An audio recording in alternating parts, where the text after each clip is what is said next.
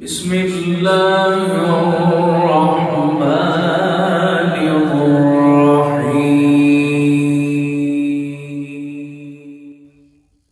حضرت عمران بن حسین رضی اللہ تعالی عنہما نے بیان کیا کہ وہ نبی کریم صلی اللہ علیہ وآلہ وسلم کے ساتھ ایک سفر میں تھے۔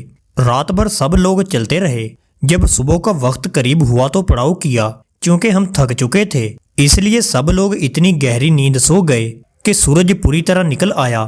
سب سے پہلے حضرت ابوبکر صدیق رضی اللہ تعالی عنہ جاگے، لیکن آپ صلی اللہ علیہ وآلہ وسلم کو جب آپ سوتے ہوتے تو جگاتے نہیں تھے، یہاں تک کہ آپ خود ہی جاگتے۔ پھر حضرت عمر رضی اللہ تعالی عنہ بھی جاگ گئے۔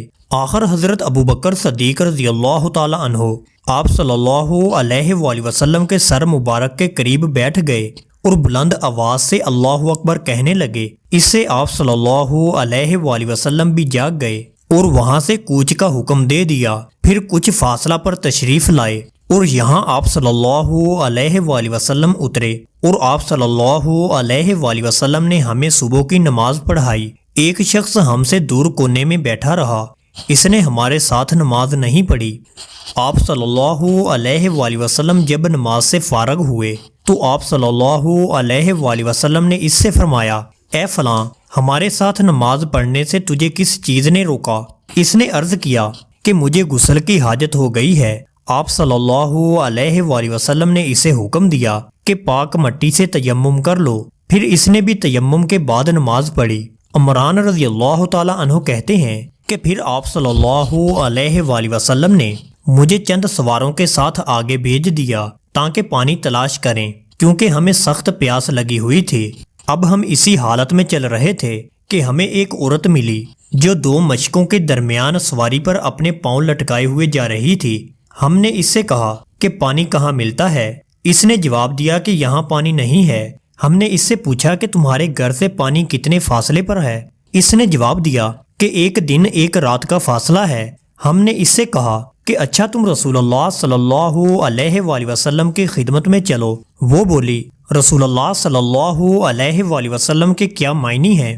عمران رضی اللہ تعالی عنہ کہتے ہیں آخر ہم اسے نبی کریم صلی اللہ علیہ وآلہ وسلم کی خدمت میں لائے۔ اس نے آپ صلی اللہ علیہ وآلہ وسلم سے بھی وہی کہا جو ہم سے کہہ چکی تھی۔ ہاں، اتنا اور کہا کہ وہ یتیم بچوں کی ماں ہے، اس لیے واجب الرحم ہے۔ آپ صلی اللہ علیہ وآلہ وسلم کے حکم سے اس کے دونوں مشکیزوں کو اتارا گیا اور آپ صلی اللہ علیہ وآلہ وسلم نے ان کے دہانوں پر دست مبارک پھیرا۔ ہم 40 پیاسے آدمیوں نے اس میں سے خوب سیراب ہو کر پیا اور اپنے تمام مشکیزیں اور بالٹیاں بھی بھر لیں۔ صرف ہم نے اونٹوں کو پانی نہیں پلایا، اس کے باوجود اس کی مشکیں پانی سے اتنی بری ہوئی تھیں کہ معلوم ہوتا تھا ابھی بہہ پڑیں گی۔ اس کے بعد آپ صلی اللہ علیہ وآلہ وسلم نے فرمایا کہ جو کچھ تمہارے پاس ہے کھانے کی چیزوں میں سے میرے پاس لاؤ۔ چنانچہ اس عورت کے لیے روٹی کے ٹکڑے اور کھجوریں لا کر جمع کر دی گئیں۔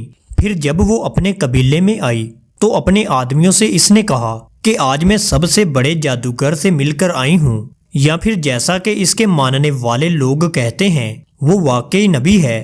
آخر اللہ تعالیٰ نے اس کے قبیلے کو اسی عورت کی وجہ سے ہدایت دی۔ وہ خود بھی اسلام لائی اور تمام قبیلے والوں نے بھی اسلام قبول کر لیا۔ دوستو، اگر آپ حدیث مبارکہ سننا پسند کرتے ہیں تو ہمارا چینل سبسکرائب ضرور کریں اور گھنٹی کے بٹن کو دبا دیں تاکہ ہماری نئی آنے والی ویڈیو آپ تک بر وقت پہنچ سکے، اور ویڈیو کو لائک ضرور کر دیں۔ جزاک اللہ۔ السلام علیکم ورحمۃ اللہ وبرکاتہ۔